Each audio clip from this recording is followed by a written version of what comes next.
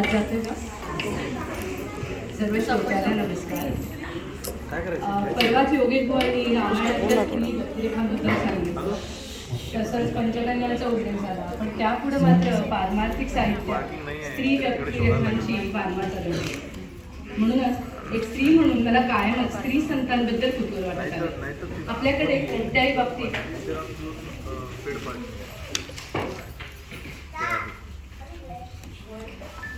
कोणत्याही बाबतीत डॉक्युमेंटेशन तसं कमीच, त्यात आणि स्त्री संतांबद्दलचं उपलब्ध साहित्य तर अगदीच नगण्य.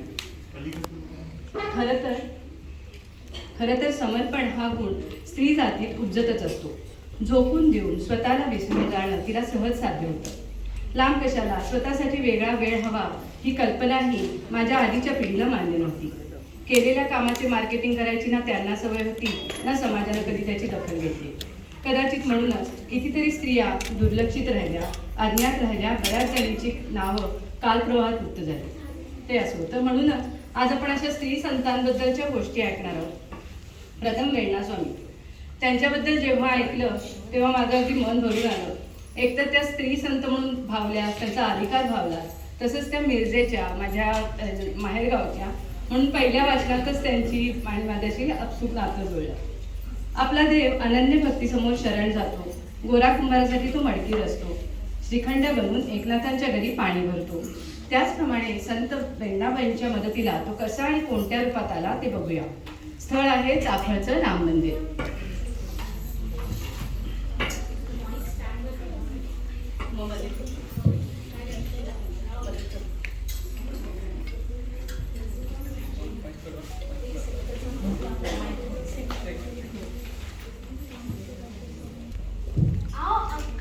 तुमची तब्येत बरी नाहीये, जरा विश्रांती घ्या.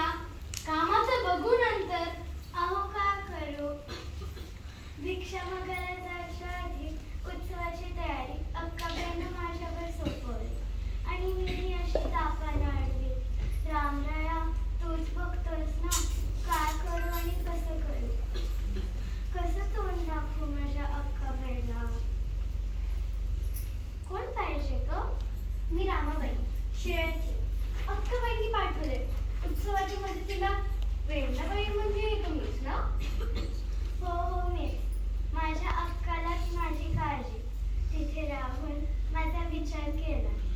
बरं रामाबाई, मला जरा खोलीमध्ये घेऊन जाता का? चक्कर येईल असं वाटतं. जरा मदत करा, तिथेच आपण बोलू. अहो म्हणजे काय, तुम्ही सांगाल ते करते. मदत करायला चालेल मी.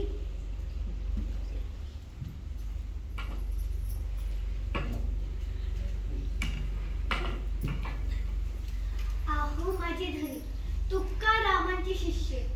3 वर्ष झाली मला सांगून गेले होते भक्तीची विद्या शिकून मी घरी येतो परत म्हणून. अजून पत्ता नाही. माझे सासू सासरे चांगले आहेत. देवधर्माचं करायला त्यांची मनाई नाही. मी आधी मौनी बाबांच्या आश्रमात होते पाटगावाला. मौनी बाबांनी देवघर ठेवल्यावर परत काय करायचा प्रश्न म्हणून सासरी शिरायला गेले. मग इथल्या उत्सवाबद्दल कसं कळालं? अक्का स्वामींनाच सांगितलं का? हां, तसं मौनी बाबांच्या आश्रमात शिवाजी राजे यायचे. त्यांच्याकडून या रामदास गोसावीबद्दल ऐकलं होतं. आता अक्काबाईंनी या चाफळच्या राम उत्सवाबद्दल सांगितलंय. मग काय, रामरायाची सेवा करायला इथे आले.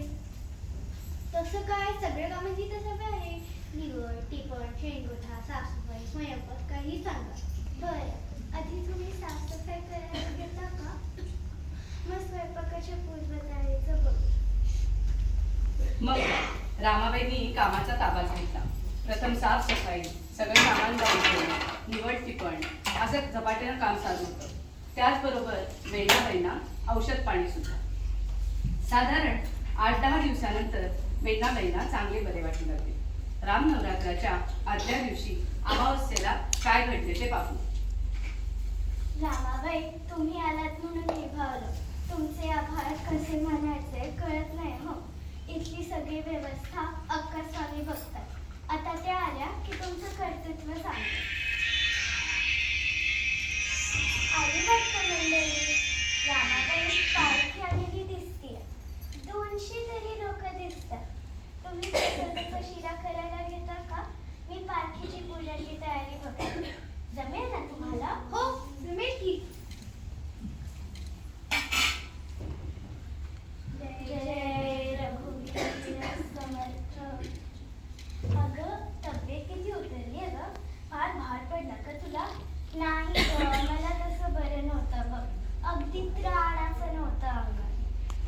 वयाच्या रामाबाईंना पाठवलंस ना ते अगदी बरं केलं असतं. ही सगळी तयारी दिसतीये ना ती त्यांनीच केली म्हणून. मी कोणाला पाठवलं? मी नाही तर सांगितलं कोणाला यायला. अगं असं काय एवढ्या व्यापात लक्षात नसतं. आधी प्रसाद घे मग मी तुला ती भेटवणार. कुठे होती? अगं तुला त्या कुठेच भेटणार नाही. म्हणजे असं का? मी सांगते ना तुला, मी नाही पाठवलं कोणाला. श्रीखंड्या बनून त्यांनी एक नात्याच्या घरी पाणी भरलं. जनाबाईला तिच्या सगळ्या कामात मदत केली. तोच परमेश्वर रामाबाईच्या रूपानं तुझ्या मदतीला धावून आला. तुझी अर्ध हाक त्यांनी ऐकली असणार म्हणून त्याच्या डोळ्यात पाणी आलं असेल आणि म्हणून तो तुझ्या मदतीला धावून आला. अरे श्रीरामा, किती काळजी करशील. या साध्या